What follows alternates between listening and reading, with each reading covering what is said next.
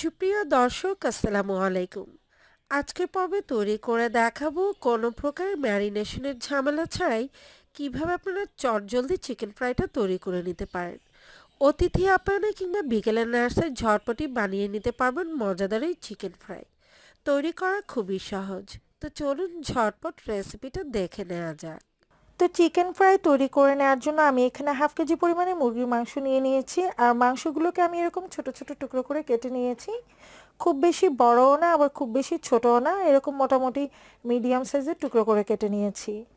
এবার এতে আমি দিয়ে দিচ্ছি একটি ডিম। আমি ডিমটাকে আগে থেকে একটু ফেটিয়ে রেখেছিলাম যাতে করে এটা খুব ভালোভাবে মিক্স হয়ে যায়। লাল মরিচের গুঁড়ো দিয়ে দিচ্ছি 1 চা চামচ পরিমাণ।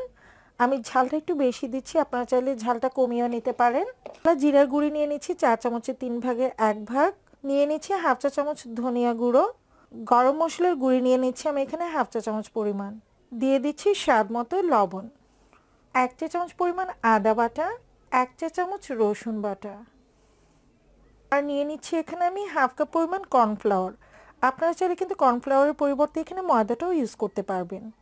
এবার সব কিছু খুব ভালো করে মেখে নিতে হবে। 1 টেবিল চামচ পরিমাণ সয়া সস, লেবুর রস দিয়ে দিচ্ছি 1 টেবিল চামচ পরিমাণ। এবার আবারও সব কিছু খুব ভালো করে মেখে নিতে হবে। তো খুব ভালো করে মেখে নেওয়া হয়ে গেছে। এই পর্যায়ে আমি চিকেন পিসগুলো ভেজে নিব। আর এই চিকেন পিসগুলোকে কিন্তু রেস্টে রাখার কোনো প্রয়োজন নেই, তবে আপনারা চাইলে এটাকে 20 মিনিটের জন্য রেস্টে রাখতে পারেন। আর রেস্টে না রেখেও কিন্তু সরাসরি ভেজে নেওয়া যাবে। চিকেন ফ্রাইগুলো ভেজে নেওয়ার জন্য আমি প্যানে পরিমাণ মতো তেল দিয়ে দিয়েছি, আর তেলটাও কিন্তু গরম হয়ে গেছে। এবার সাবধানে আমি চিকেন পিসগুলো দিয়ে দিব।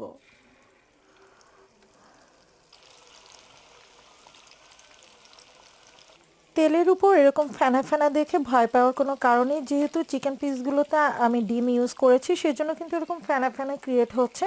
তো এটা টেনশনের কোনো কারণ নেই। আর অবশ্যই চুলার আঁচটা মিডিয়ামে রেখে কিন্তু চিকেন পিসগুলোকে ভেজে নিতে হবে।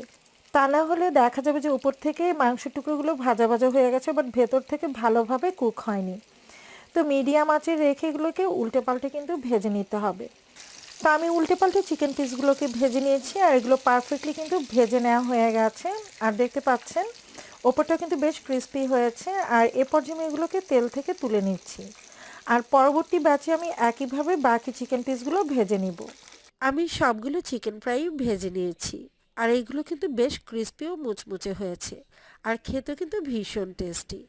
আশা করছি যে কোনো সময় চটজলদি বানিয়ে নিতে পারবেন মজাদার এই চিকেন ফ্রাই।